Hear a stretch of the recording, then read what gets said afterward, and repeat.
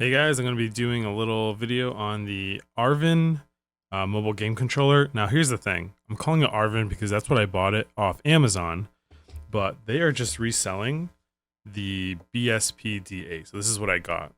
And I saw someone in the comments of the arVin on Amazon said that this is what it was based off of. So right off the bat, I would tell you to buy this off the BSP D8 link on Amazon because it is cheaper than what arVin is selling it for, but I guess they're just reselling it. I got this because I'm just looking for a Bluetooth controller, and I'm looking for a Bluetooth controller because I want something that can just connect to my laptop when I'm on the go, so I don't have to carry another controller with me. This would be like my traveling controller for my phone and my laptop. This one was meant for tablets, which doesn't mean anything to me because you see just how long it is. I'll get into it in a second. Okay, so all you get is a USB-C cable and some paperwork, which I will go through a little bit because there is a lot of settings that are not like easily labeled on the controller. You need to access them by hitting certain buttons. And it just comes with this controller with these two little foam pads for the analog sticks. Now I was really interested in getting this because I was also looking for a controller that had vibration. It's not great. You can actually adjust up to 3 levels, but yeah, the vibration's kind of not great on this. It doesn't work in mobile games. That's what the instruction manual says. I haven't been able to make it work. So that kind of sucks. I don't know if many do or if that's the thing. I just haven't found it, but it will work on PC with vibration. It just feels kind of like crappy. It's got the Xbox layout, and it does have analog triggers with the little like grip texture on here. It doesn't feel that great. That's okay. It's like it's usable. These are obviously not like perfect analog sticks. And the shoulder buttons, some people like it when it goes around that much, but for me it's like if I hit the Y button, I sometimes accidentally hit the shoulder button. I'm sure that's something you just get used to, but I actually feel like it's too much, but I know a lot of people do like that. There is no back buttons, and it's got this concave design that kind of comes out. It has some texture on there as well. D-pad is not mushy, but it's not clicky. It's like the in-between. Actually, the face buttons I think feel great. It's not squishy, it's a click. But not like a click. Again, it's that in-between. There's a turbo button here. Now the weirdest thing, and I don't know why they do it, is the start and select buttons are all on the right hand side. So here and here. Like why didn't they just put it on the separate handles? I don't know. It does have a little rubber cushion here. And I think that's okay. And it's a pretty cheap plastic, but you know, it adds to being a little more lightweight. My problem with some of these is when you do this, they're kind of cheap feeling. This one isn't moving at all.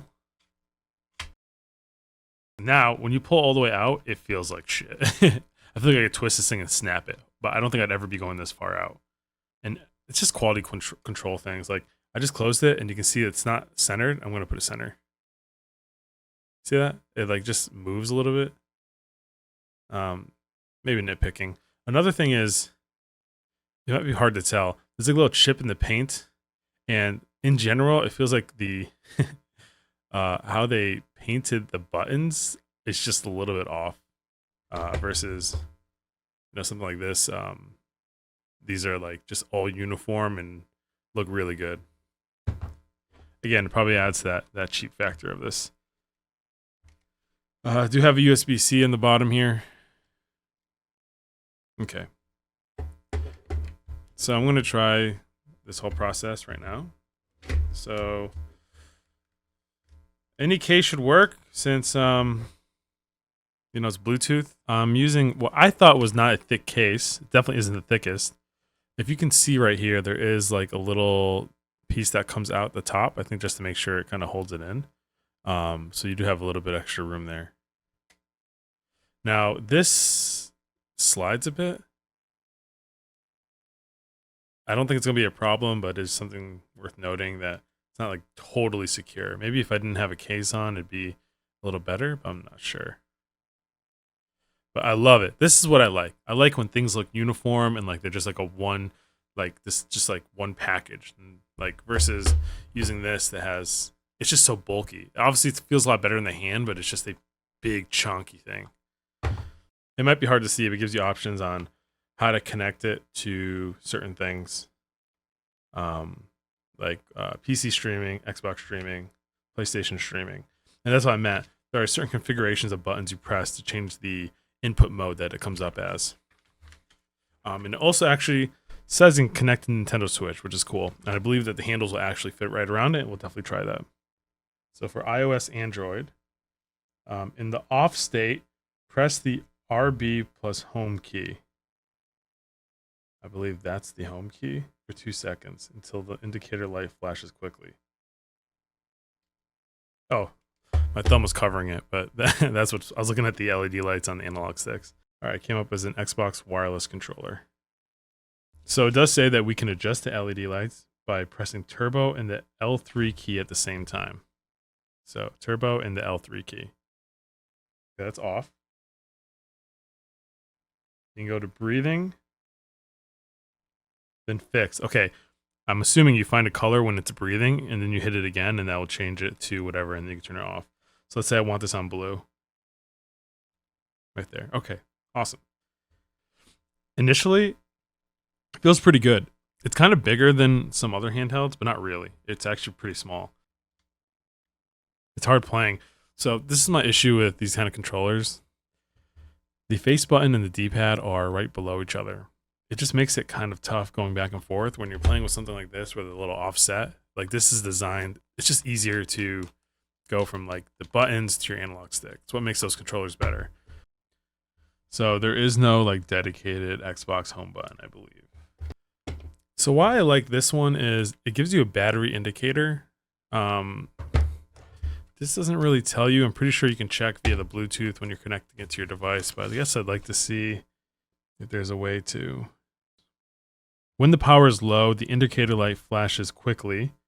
When charging, the indicator light flashes slowly. When fully charged, it will be in the off state. That's not that clear because what if it's just not charging? But, okay. My Switch is not cracked. This is a screen protector, but this will, because it can go so wide, will actually fit the Nintendo Switch. But you'll see what I mean. It's not sticking in there. Yeah, see, it won't hold in. I think if you're on a budget and you want, pretty slim Bluetooth controller, this is a good buy. It's okay. I think other iterations are going to be better. I think this is okay. Just make sure you buy from BSP D8 because it's cheaper. You don't need the Bluetooth. I made a video for the EasySMX M10, which is a really cheap controller. It has a very similar idea to this. I think it feels better in the hand. It is USB-C only. But I think that's a better buy than this. But you're getting the Bluetooth here for a reason. You want to use it for other things, I think. And also you can fit phones with cases on here. Something like the EasySMX wouldn't work with my case. So yeah, give it a try. If you don't like it, return it. Not perfect, not great, just okay.